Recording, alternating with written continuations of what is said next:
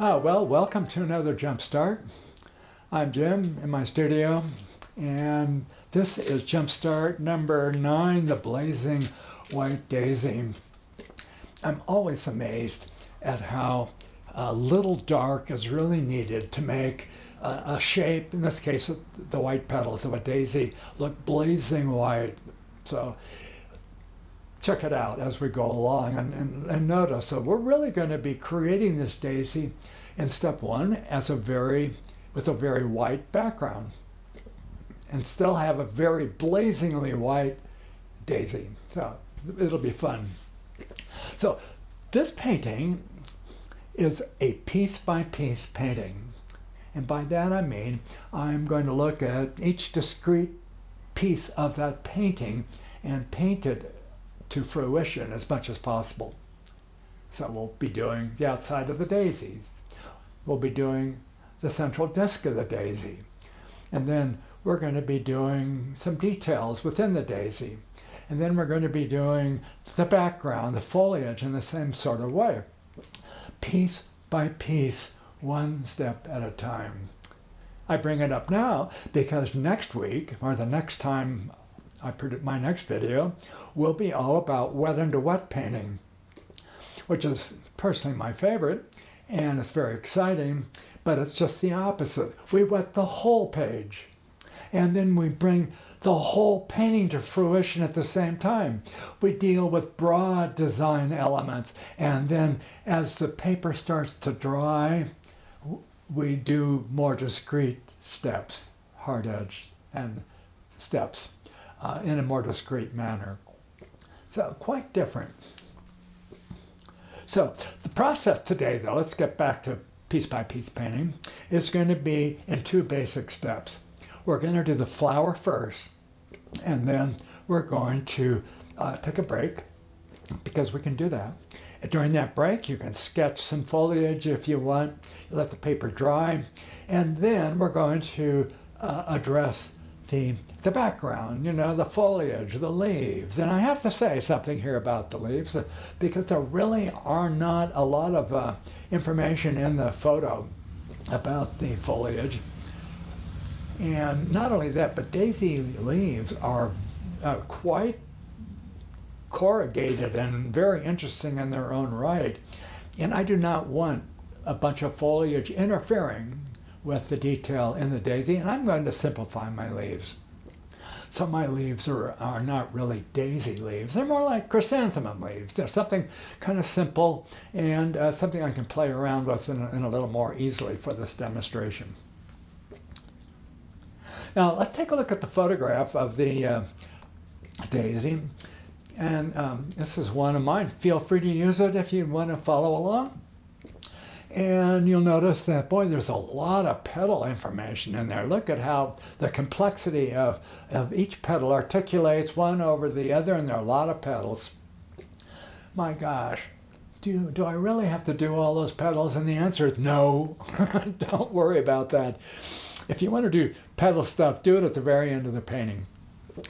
What is important when you sketch the your resource is that you get the outside of the daisy. In other words, that in and out sawtooth edge that is so typical of these daisies. And revel in the irregularity. Don't try to make them regular. That looks unnatural. Just look at the irregularity. Some are big, some are small, got little notches. Sometimes you have deep gashes where there are no petals. That's the stuff that will make this painting come to life. The other thing that's important is the central disc, and be careful with that, and make sure it's an oval or circular, depending on what you see. You might have a straight edge, you might have a round edge, you might have the petals kind of interfering with the close edge to us. Try to get that stuff. But don't worry about how each petal articulates. That'll just get in the way. So here's my drawing. And I think we're ready to go. Here you can see that I've got the periphery well drawn. I've got the center well located. and we're ready to paint. I've also sketched in some foliage, but really that's just an estimation, something to help me along later on. But let's go ahead and then start the painting and see how it works out. Now, refer you back to my first Jumpstart for edging. What we're going to do is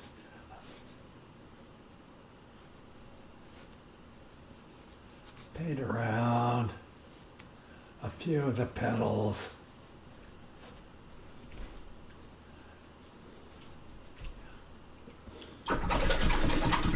And then definitely blend it out. Remember, I want to get white out here, which means I have to blend rather quickly, thoroughly.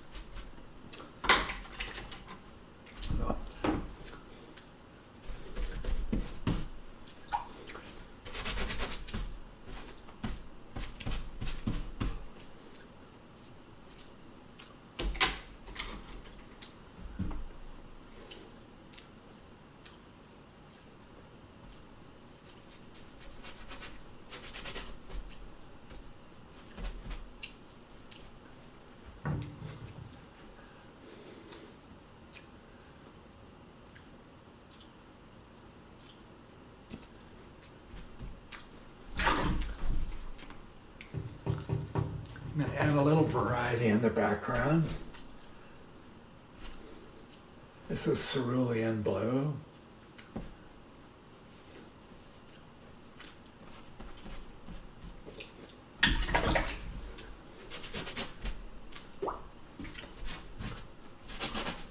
Keep the shape soft. The only hard edges that we're going to have are right around the petals.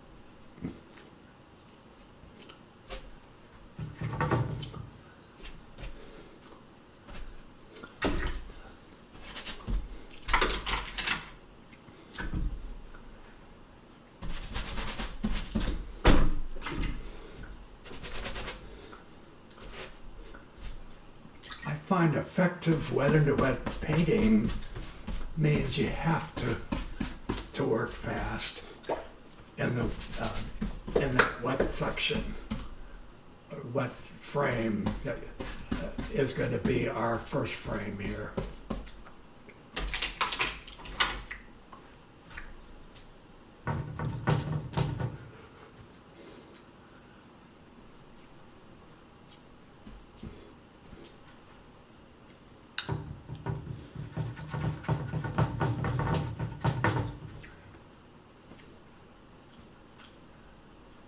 Let some of that just gorgeous wet-into-wet look happen.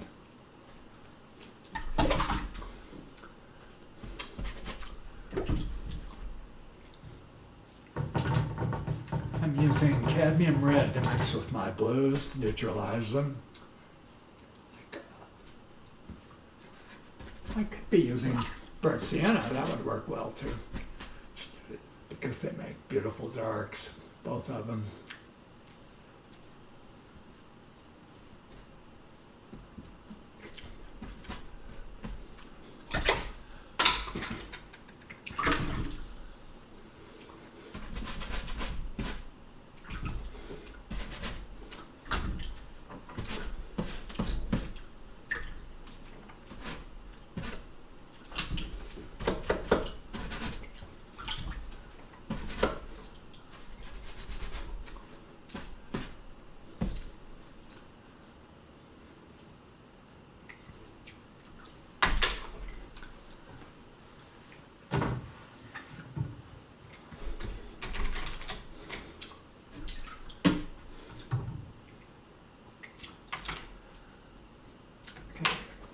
let's continue on. We're not going to complete the flower in this stage by any means, but we are going to add a little detail.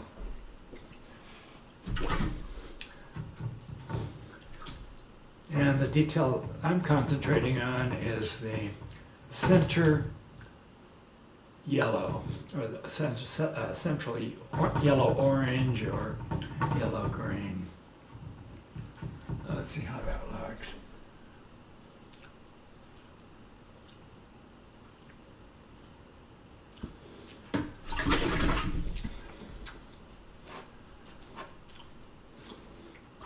Okay, I'm lightening it up a little bit on the top. And this particular daisy, it's a little green on the right hand side, so we're going to go ahead and try to capture that.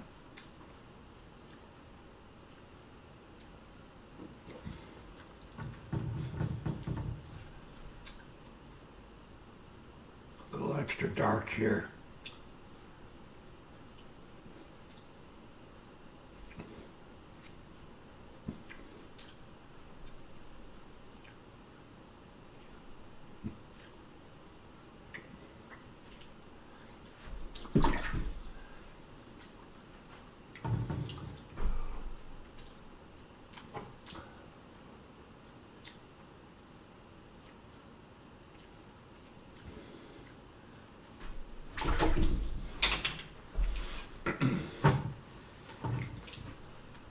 Okay, finally, I'm going to use some cobalt blue, and a fairly pale cobalt blue to suggest, a shadow maybe coming across my flower, right across here.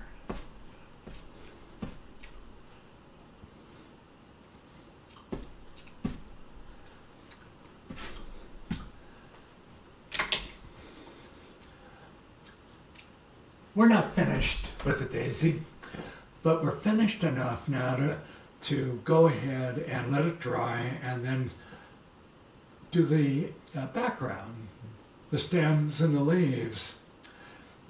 And everything should be dry, so I'm going to take a break.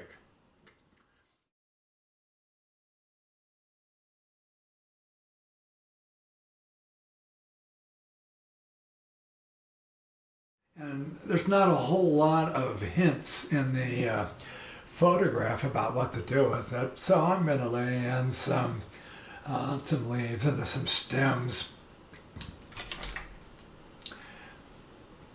And you can see that I have actually sketched some in that seem to make sense to me. So we'll see how it goes. I'm going to mix up a cobalt blue and yellow green mixture, middle value, touch of red, and that's going to be my mother color.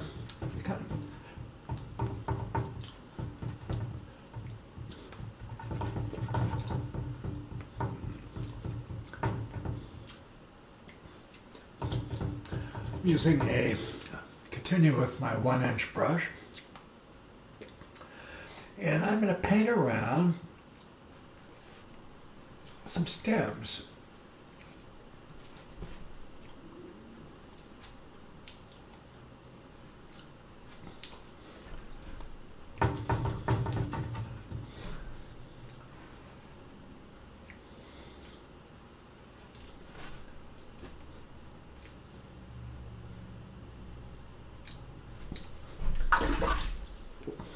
Changing the color every time I go back to the palette.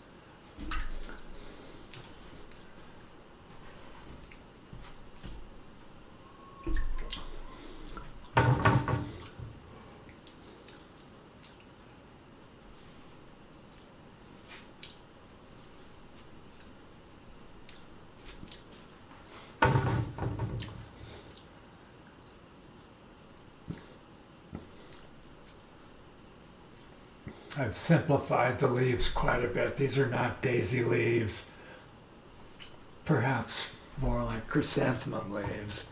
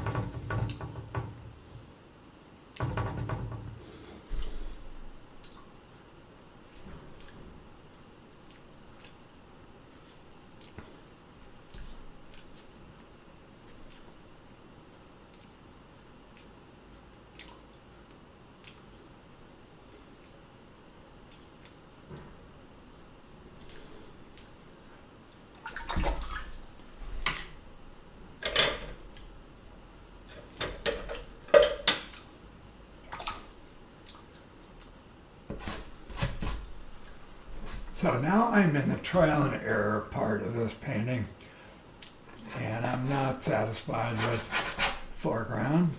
So I'm going to try things. Let's see if I like them. If I don't like them, then I'll change them.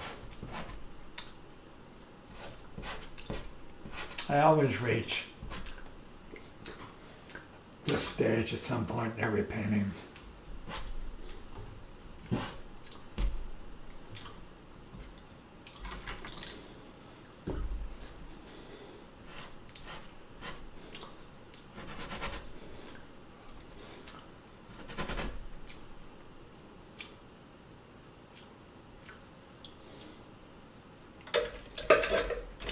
Using my scrub brushes. I find myself using these more and more. This area of paint's quite wet still.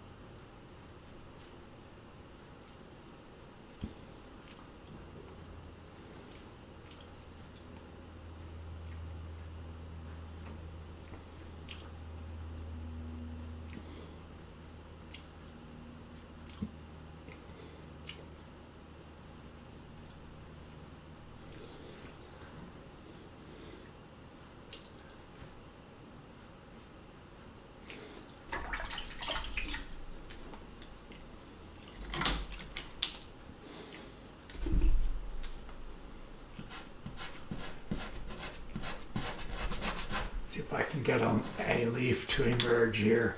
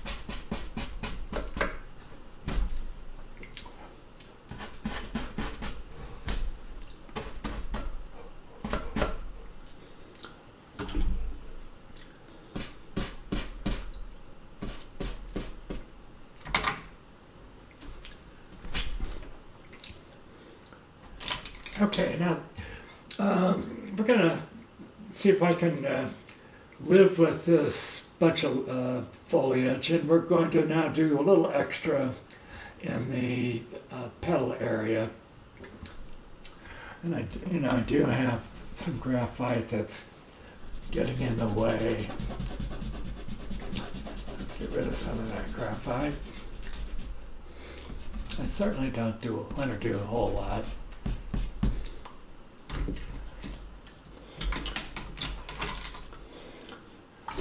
So I'm looking at the photograph and I see there are some yellows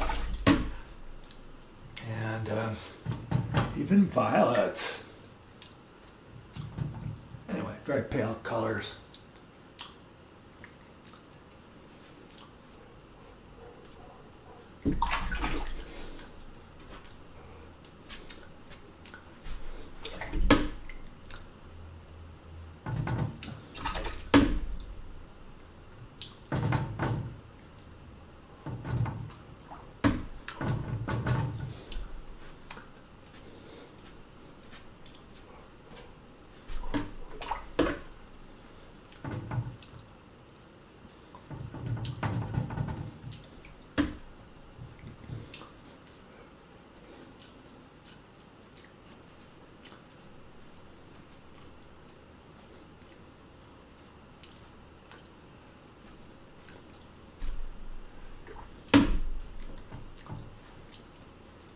and some blues too. So.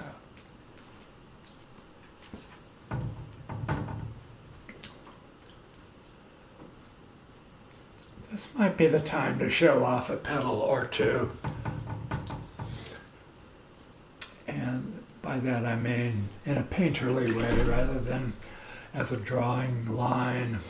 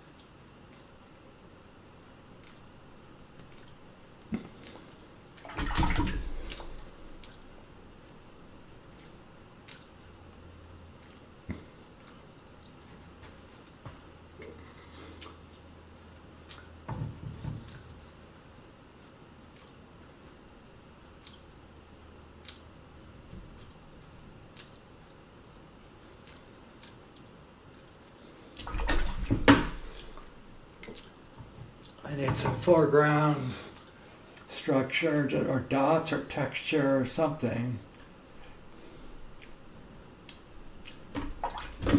And I'll go ahead and put that in.